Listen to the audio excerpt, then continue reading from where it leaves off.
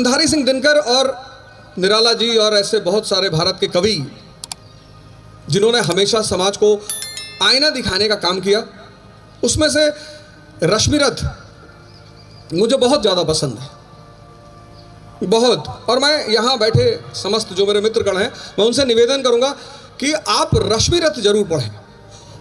आदरणीय मुख्यमंत्री जी के सम्मान में मैं 4 लाइन कहूँगा बस, और उस 4 लाइन में सूत्र भी हैं उन्नति के, उत्थान के, उच्चतम स्तर पर पहुंचने के। आप सभी जितने लोग यहां बैठे हैं, सबकी अपनी महत्वाकांक्षा है, किसकी नहीं है। यहीं से यह कविता शुरू होती है। वसुधा का नेता कौन हुआ, भूखंड विजेता कौन हुआ, अतुलित यश क्रेता कौन हुआ, नवधर्म प्रणेता कौन हुआ। वसुधा, पूरी दुनिया का नेता कौन हुआ, प्रभु श्री राम। भूखंड विजेता कौन हुआ, सम्राट अशोक। अतुलित यश क्रेता कौन हुआ, श्री कृष्ण। नवधर्म प्रणेता कौन हुआ, भगवान बुद्ध। कौन हुआ मतलब वो कवि कह रहा है कि कौन लोग ये सब हुए, ऐसा क्या चरित्र है उस व्यक्ति का, क्या नेचर है उस व्यक्ति का जो वसुधा का नेता हुआ, भूखंड का विजेता हुआ। तो अगली लाइन में उसको एक्सप्लेन करते हैं। जीवन में जिसने आराम का त्याग किया और विघ्नों में भी काम किया। महत्वाकांक्षा के साथ जो चीज चलती है, ताली बजा रहे ज्यादा सुनना है और जाने में किसी को दूंगा नहीं।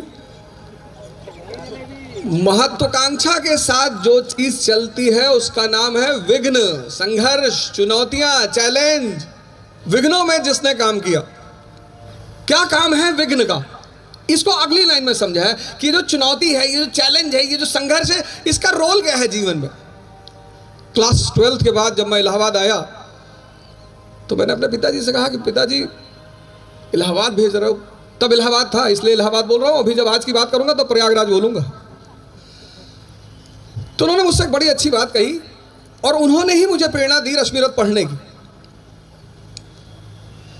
जब हम पहली बार यहां आए तो शुरुआत में तो शौक था कि टिफिन मंगाएंगे। टिफिन आया, माता जी ने कहा चिंता की कोई बात नहीं, टिफिन आएगा, टिफिन में खाओ बढ़िया। तो मैंने कहा टिफिन वाले तो 10 रोटी देंगे नहीं, बोले 15 देंगे।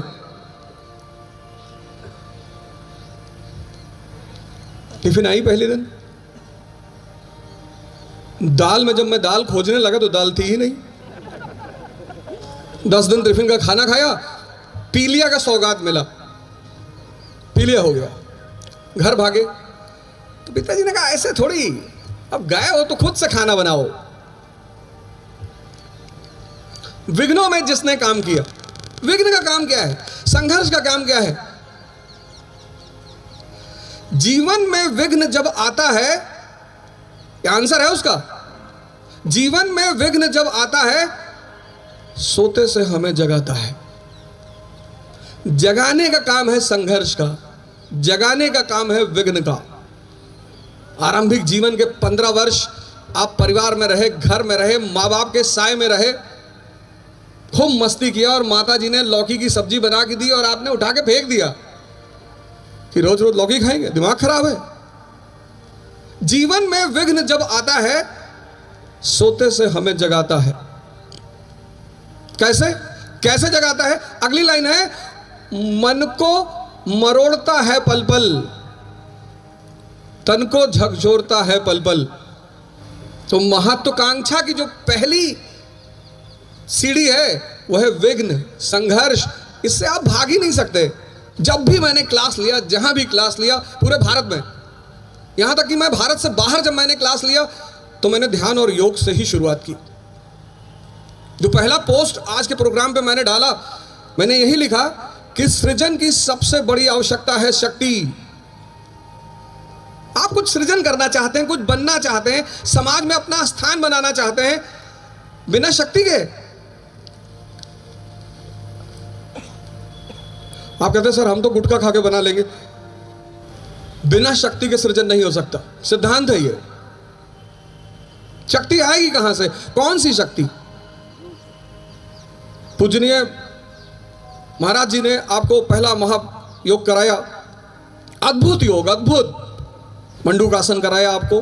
शक्ति ये जो चीज है, ये जो आसन है, ये जो विद्या है, ये दो शक्तियां पैदा करेगी, एक शरीर की और एक मन की। साइकोलॉजी आज एक सब्जेक्ट पैदा हुआ पश्चिम में। साइकोलॉजी बेटा है पूंजीवाद का। इस देश ने मन का अध्ययन आरंभिक काल से, और सिर्फ अध्ययन नहीं, उस पर विजय।